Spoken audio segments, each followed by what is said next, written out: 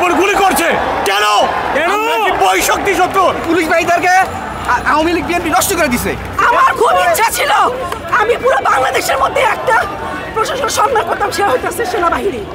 আমি বিগত ঘটনাগুলোর পর থেকে নিয়ে পুলিশ আর সেনাবাহিনীর মধ্যে কোনো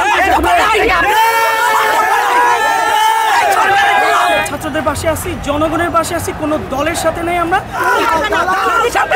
পানি ছিটছে না কি ছিটছে আমরা সবাই জানি।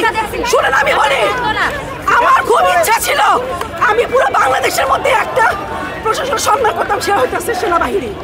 আমি বিগত ঘটনাগুলোর পর থেকে নিয়ে পুলিশ আর সেনাবাহিনীর মধ্যে কোনো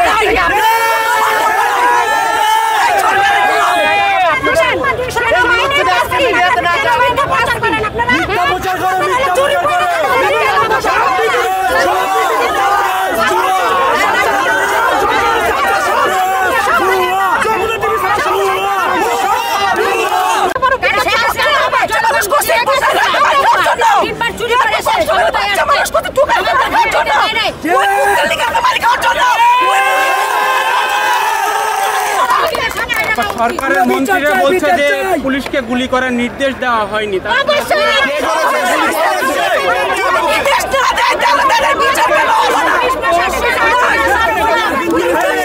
বিচার কেন এই পর্যন্ত হলো না? পুলিশ কেন অ্যারেস্ট হয় নাই? সবাই বুঝে, সবাই বুঝে।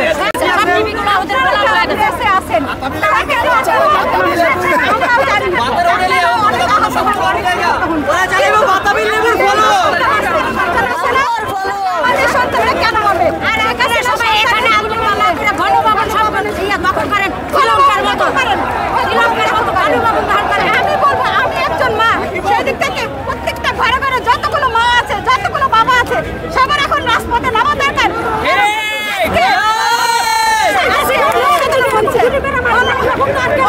আর দুদিন পরে যে আমার সন্তান রাস্তায় মারা যাবে না, রক্তাক্ত হবে না, তার গ্যারেন্টি কি? আমি যে বাসায় নিরাপদে যেতে পারবো, তার গ্যারেন্টি কি? একটা সাধারণ মানুষ পেট ভরে খেতে পারে না, একটা রিক্সা চালক পেট ভরে খেতে পারে না, এই স্বৈরাচারী সরকারের জন্য। কেন আমরা নেতার অবশ্যই তারা আমরা বিচার চাই। এতগুলি মায়ের সন্তান নির্বিচারে কেন মারলো? কেন তাদেরকে ভর্তি করা হলো? কেন তাদেরকে গুম করা হলো? নিঃসন্দেহে তাদের মুক্তি চাই এবং এই সরকারের আমরা পতন চাই, পতন চাই, পতন চাই। পুলিশ বাহিনীর সন্তানদের ঘরের মহিলাদেরকে বের করে আনা উচিত, নাইলে ওরা মাথা নত করবে, মাথা নত করবে না। আমাদের সন্তানদের ঘর থেকে বের করে নিতেছে, ঘরের ভিতরে বাসা বাসা এলাকায় ওরা রাত্রের বেলা। কিন্তু আপনাদের এখন উচিত এই দেশের জনগণের ওদের পুলিশদের বাচ্চা কাচ্চা ঘর থেকে বের করে নিয়ে আসে, ওদের মারা উচিত, তাইলে ওরা এটা বুঝতে পারবে।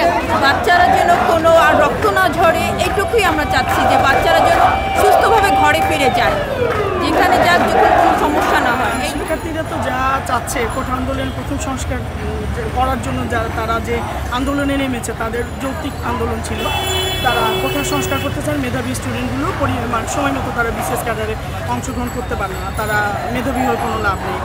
আর এখন যে অবস্থা দাঁড়িয়েছে, সরকার বলছে তাদের দাবি মেনে নিয়েছে, কিন্তু মেনে নেওয়ার পরে যে নিরীহ স্টুডেন্টগুলো মারা গেছে, পথচারীগুলো মারা গেছে, এদের আসলে কেন মারা হয়েছে, কি করা হয়েছে, এখন যদি আমরা না দাঁড়াই পরবর্তীতে তারা আরও কিছু করে ফেলবে। এ কারণেই আমরা চাচ্ছি যে এরকম মৃত্যু আমরা কাম্য করি না। আমরা ছাত্রদের পাশে আছি, জনগণের পাশে আছি, কোনো দলের সাথে নেই। আমরা কোনো দলও আমরা করতে চাই না। দেশ সংস্কারের জন্য মনে করছি বিবেকের তাড়নায় যে না, আমার আজকে পাশে থাকা দরকার। যতগুলো বাচ্চা মারা গেছে, আমার বাচ্চাও নষ্ট হতে পারে। আমি চাই না এমন মৃত্যু কাম্য, কারণ আমি এগুলো সহ্য করতে পারি না। পুলিশ এটা কেন করছে এটাও আমার অবাক লাগে। পুলিশেরও সন্তান আছে, পুলিশের বাচ্চাও কেউ না কেউ স্টুডেন্ট, কিন্তু তারা এরকম সরকারের কথা শুনিয়ে একটা বাচ্চাকে মেরে ফেললো, এটা কতটুকু কাম্য? এমন দেশ এমন কিছু হয়ে যায়নি, দেশ এমন কিছু হয় না। ছাত্রদের হাতে কিন্তু অস্ত্র দেখি নাই, তাহলে কেন ছাত্রদেরকে মারা লাগলো? দমন করতে পারে না বলে তাদেরকে গুলি করবে, এটা আমরা মনে, এটা আমরা চাই না। বিদেশি শক্তির সঙ্গে লড়াই করছি, আমরা একটা শান্তিপূর্ণ আন্দোলন করতেছি, কোটা আন্দোলন, যাদের ছাত্রদের যাদের ভালোভাবে দেশ চলে, সেইখানে সরকারের পেটুয়া বাহিনী আমাদের উপর গুলি করছে কেন? বই শক্তি সত্য আমরা এই সরকারের পতন চাই এখন, এছাড়া অন্য কিছু নাই। প্রত্যেকটা দাবি আমাদের মেনে নিতে হবে, প্রত্যেকটা পুলিশ যারা গুলি করছে তাদেরকে ফাঁসিতে ঝুলাতে হবে। আমি বলছি এই পুলিশ বাহিনীদেরকে আওয়ামী লীগ বিএনপি নষ্ট করে দিছে।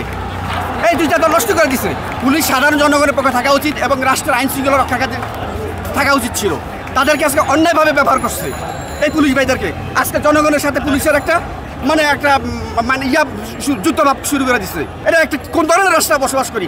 আমি সরকারের ট্যাক্স দিই প্রতি মাসে 1.5 থেকে 2 লক্ষ, প্রতি বছর 1.5 থেকে 2 লক্ষ টাকা ট্যাক্স দিই সরকারকে আমি। হ্যাঁ, আমার ট্যাক্সের টাকা দিয়ে এইভাবে জনগণকে এইভাবে ছাত্রদেরকে হত্যা করবে, এটা মেনে নিতে পারি না। আমার ছেলেরা মারা যাচ্ছে, মেয়েরা মারা যাচ্ছে, জুলুমের শিকার হচ্ছে। আমি এই জন্য এই খুনি হাসিনার পদ থেকে আমরা চাই চলবো না। এ যতদিন দেশে থাকবে ততদিন এই দেশে খুন চলবে। এই দেশের মানুষের বুক খালি হবে, স্ত্রী স্বামী হারাবে, সন্তান তার বাবা হারাবে। ধাপে আমরা তার চরিত্র দেখছি, এই চরিত্র ভালো না, এর পদ থেকে আমরা দাবি করি। এই সরকার আমরা চাই না। সরকার তো অনেক উন্নয়ন করেছে। এই উন্নয়ন হলো ভাওতাবাজি, তার নাটক।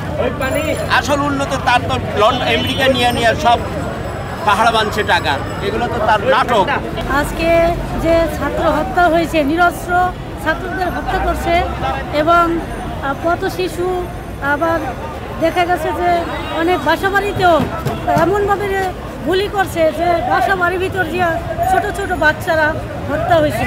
তো আজকে আমি একজন রেডিমেন্স যোদ্ধার স্ত্রী এবং ছাত্রদের মা হয়ে আমিও এই ছাত্রদের আন্দোলনে আমি আমন্ত্রিত জানাই এবং আজকে যারা নির্বিচারে যারা গ্রেপ্তার হয়েছে তাদের অবিলম্বে তাদেরকে করতে হবে, তাদেরকে ছেড়ে দিতে হবে।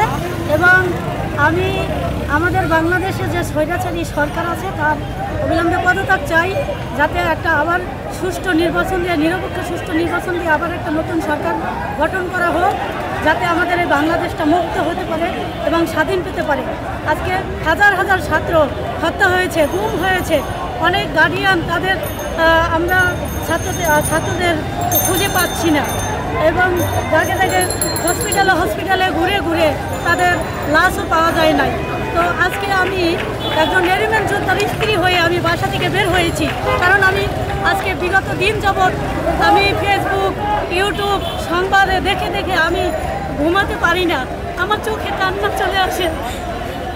এই যেভাবে নির্বিচারে হত্যা করেছে ছাত্রদের, এরা কারো সন্তান, এরা তো আমাদেরও এরকম সন্তান।